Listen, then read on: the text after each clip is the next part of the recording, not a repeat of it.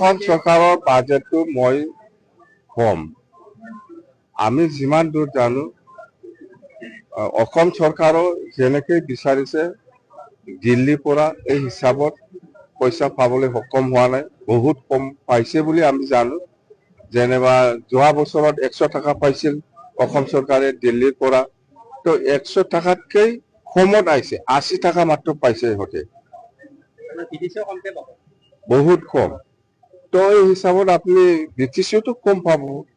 যেনেবা যোৱা বছৰ বিটিচি 100 টাকা পাইছিল হয়তো 100 টাকা নাপাবও পাৰে এইবাৰ কিন্তু বঢ়াবহে লাগিছিল